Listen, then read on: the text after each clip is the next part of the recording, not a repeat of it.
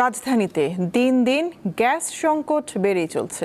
বেশিরভাগ ফিলিং স্টেশনে আজও চাহিদা মতো জ্বালানি মেলেনি। বাসাবাড়িতেও গ্যাসের চাপ তলানিতে নেমেছে, সঙ্গে যোগ হয়েছে লোডশেডিংয়ের ভোগান্তি। টানা কয়েক সপ্তাহ ধরে দেশে তীব্র গ্যাস সংকট, এর প্রভাব কতটা সিএনজি পাম্পগুলোতে পড়লো সেটাই দেখবো এখন। আমি রয়েছি রাজধানীর মহাখালীর এশা গার্ডেন সিএনজি পাম্পে। এখন ঘড়িতে 12টা 5 মিনিট। এই মুহূর্তে আমরা যা দেখছি যে অপেক্ষমান রয়েছে অনেক গাড়ি। বেশ কিছুদিন ধরে যে গ্যাসের সরবরাহ কম এবং সেই গ্যাস সরবরাহ কমের কারণে তাদের সংকট বাড়ছে। গ্যাস কি বাড়ছে কিনা? একটুকু বাড়ে নাই, যেরকম ছিল ওরকমই আছে, এখনো গ্যাস আসে নাই। এখনো তো গ্যাস তো বাড়ে নাই। সকাল 9:30 বাজে এসে সিরিয়াল দিছি, এই যে এখন পাম্পে ঢুকছি। 2-3 ঘন্টা লাগে গ্যাস নিতে। মালিকরা জমা টমা কম নেয় না, কয় চাবি দিয়ে দাও, জমা কম দিলে। শ্যামলী, কল্যাণপুর, টেকনিক্যাল মোড়, প্রত্যেকটা জায়গায় আপনার 2 লেন 3 লেন করে রাস্তায় গাড়ি ব্লক হয়ে আছে, কোনো গ্যাস নাই, গ্যাস সংকট। মহাখালী আসলাম, এই সেখানে গ্যাস নিলাম, 2 ঘন্টার মতো লাগছে আমার জায়গায় গ্যাস নিতে।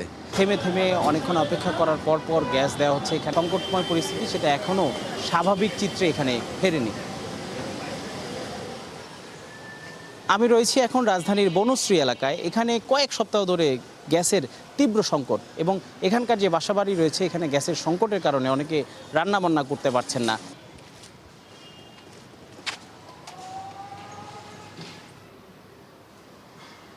এখানে আসলে একদমই গ্যাস নেই। এখানকার যে বাসিন্দা রয়েছেন তিনি জানাচ্ছিলেন যে প্রায় 1.5 মাসের উপরে এখানে আসলে একদমই গ্যাস আসে না। সংকটের কারণে মূলত হচ্ছে গ্যাসের যে সিলিন্ডার গ্যাস কিনতেছি এটার মনে করেন দাম বৃদ্ধি পাচ্ছে।